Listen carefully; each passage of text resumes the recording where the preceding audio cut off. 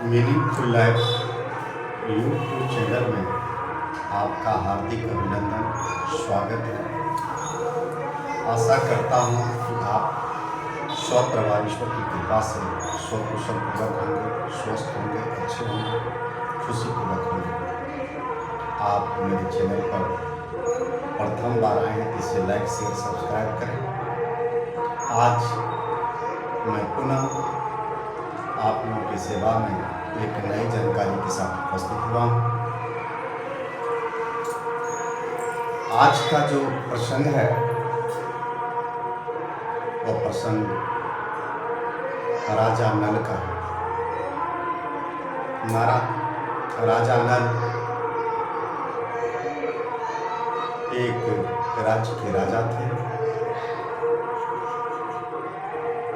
और राज करते थे और अपने प्रजा को और पुत्रों की भांति देखते थे। उनके राज्य में सब लोग खुशीपूर्वक रहते थे, किसी भी प्रकार की कोई समस्या नहीं थी। राजा नल का जो रणनीति, राजनीति बहुत सुदृढ़ था। अपने प्रजा को हर सुख सुविधा प्रदान करते थे और उनके राज्य में हर लोग, हर प्रजा सुखपूर्वक, सुख शांतिपूर्वक समय का व्यतीत करते थे। परंतु जब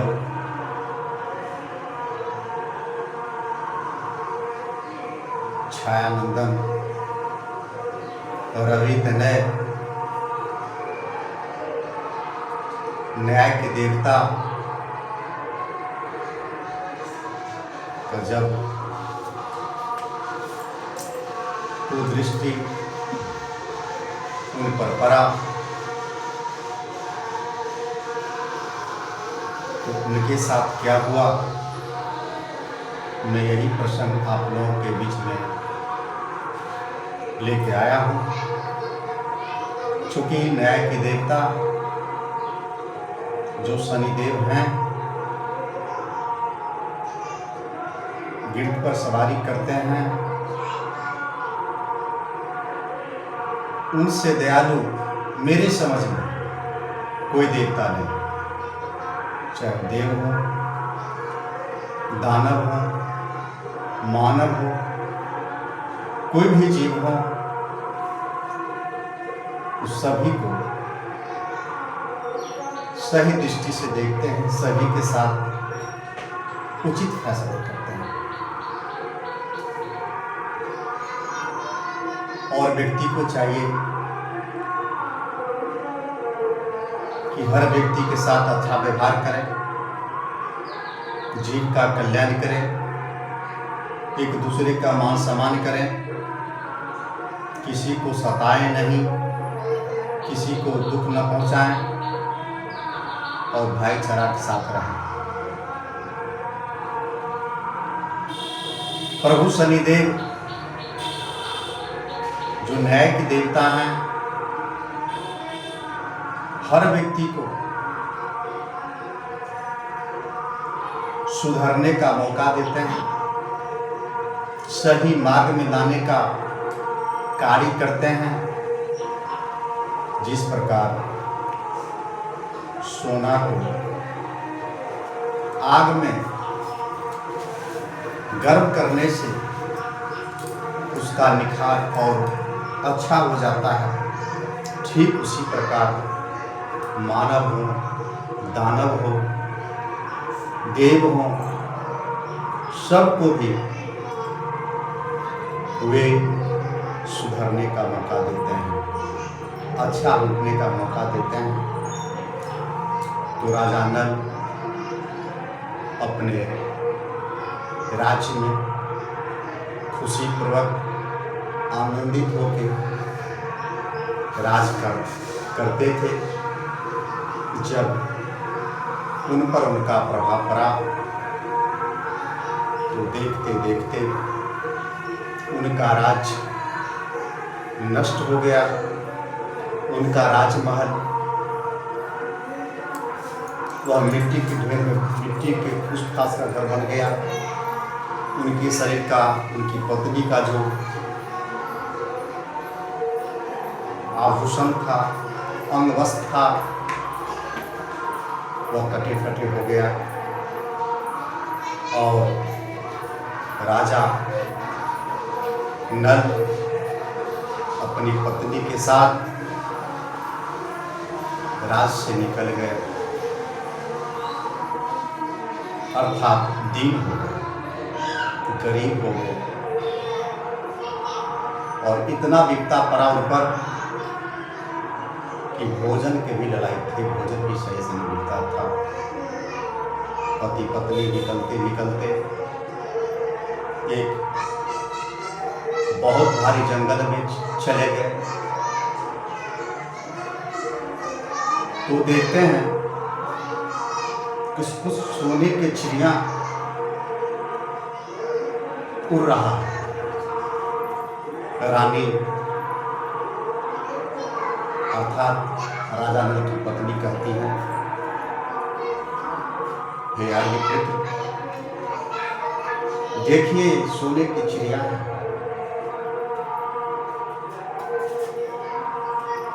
और यदि इसको फंसा लिया जाए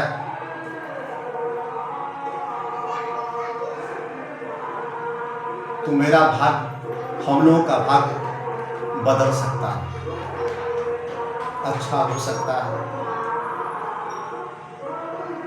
राजा विचार के, ठीक है,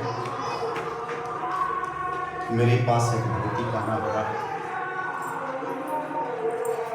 थोड़ा करके मैं इसे कोशिश करता हूँ, इसको फंसाने की कोशिश करता हूँ, कहीं फंस और उस चिड़िया को अपने धोती के पल्लों से फेंकने, फंसाने की कोशिश करते हैं।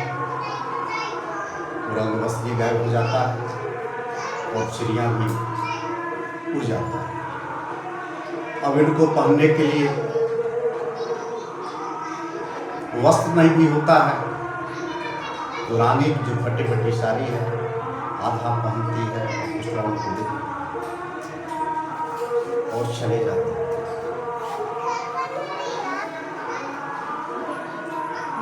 चलते चलते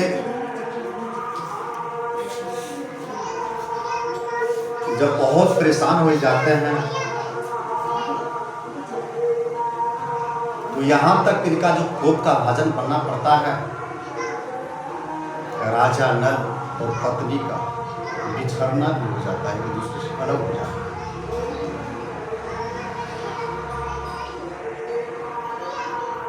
पत्नी कहते हैं, आप जाइए इस जंगल से, अब हमसे चला एक कदम चलना भी पार नहीं लग रहा है, भूख से शरीर काम नहीं कर रहा है, आंखों सामने अंधेरा छा रहा है। हे पतिदेव, हे आर्यपुत्र, कुछ कंद फूल लाइए और खाकर भी अपने पेट की आग की ज्वाला को शांत करेंगे। राजा इसी देश में कंद फूल खोजने के लिए जाते हैं। इसी समय एक अजगर उनकी पत्नी को निगल रहा है, तो खोदते खोदते जाते हैं, कोई कंद फूल भी नहीं मिलता। पत्नी को अजगर निकल जाता है और इनका रास्ता अलग अलग हो जाता है। कहीं नहीं पता चलता है मेरी रानी कहाँ गई, और दूसरे आवाज पे चले जाते हैं। यह दृश्य उस जंगल में एक लकड़हारा दिखता है और वह कुल्हाड़ी से उसको काट कर उनकी पत्नी को बचाता है। और रानी अलग मार्ग चली जाती है दूसरी जगह। राजा नल उस जंगल को चलते चलते चलते चलते जब आगे चलते हैं तो देखते हैं क्या, कुछ मछुआरे मछली मार रहे हैं। जब भूख की ज्वाला इनको शांत नहीं होता है, व्याकुल हो जाते हैं,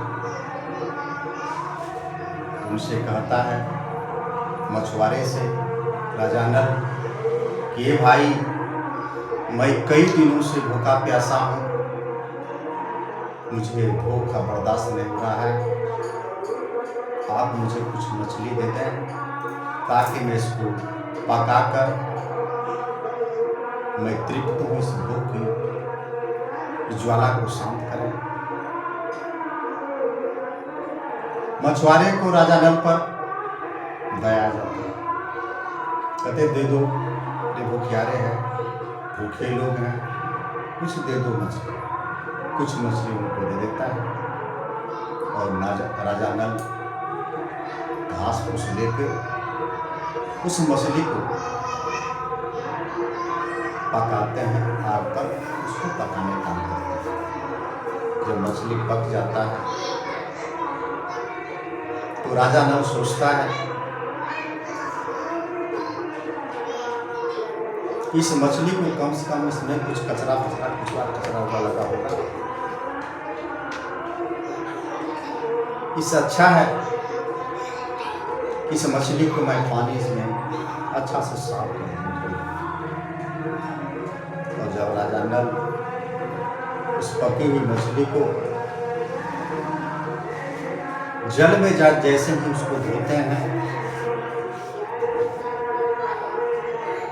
तो मछली कूद के पानी में चला जाता है और तैरने लगता है।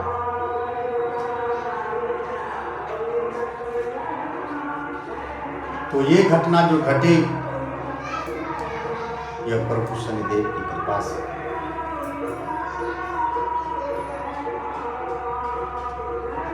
तो राजा नल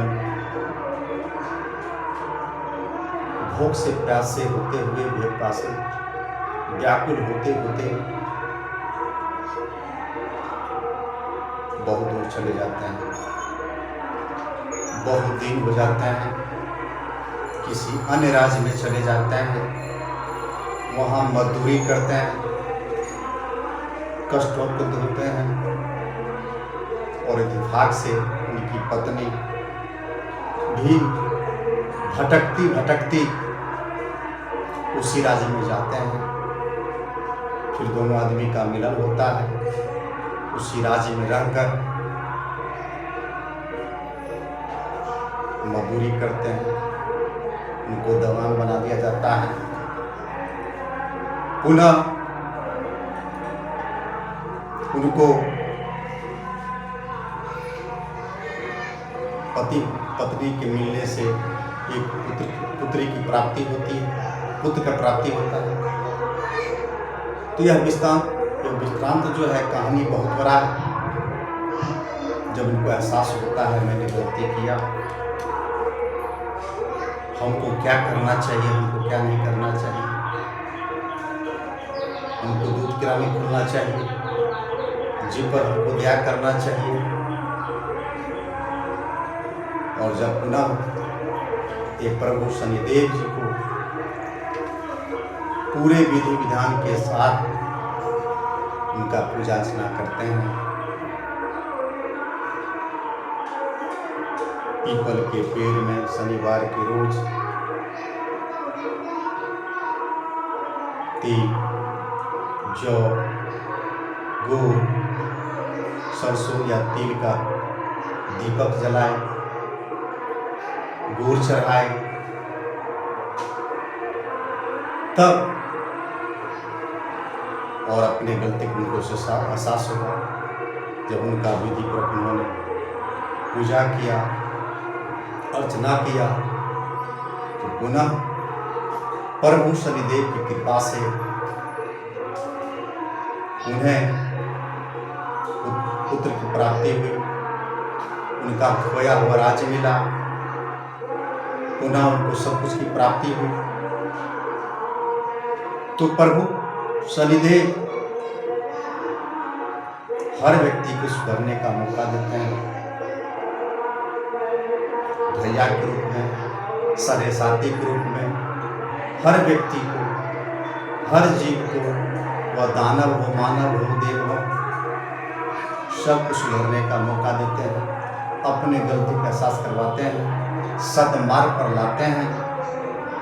और राजा नल अपने को गलती उन्होंने की, उनका एहसास हुआ और पुनः जब उनके शरण में गए, प्रभु शनिदेव की कृपा में शरण में गए, तो पुनः प्रभु शनिदेव की कृपा से उनको खोया हुआ राज, खोया हुआ मान प्रतिष्ठा पुनः उनको प्राप्त हुआ। तो आप ढैया से, साढ़े साथी से प्रीत हैं, तो प्रभु शनिदेव की शरण में अवश्य आइए। ये दयालु हैं, करुणानिधि हैं, दया के सागर हैं, अपने भक्तों को हर कठिनाइयों को दूर करते हैं, हर मनोरथ पूर्ण करते हैं। उनसे जो गलती हो जाती है, उनको जीवन को, गलती को माफ करके पुनः एक सही रास्ते पर धर्म के लाने का काम करते हैं, सही रास्ता दिखाने का काम करते हैं। तो इस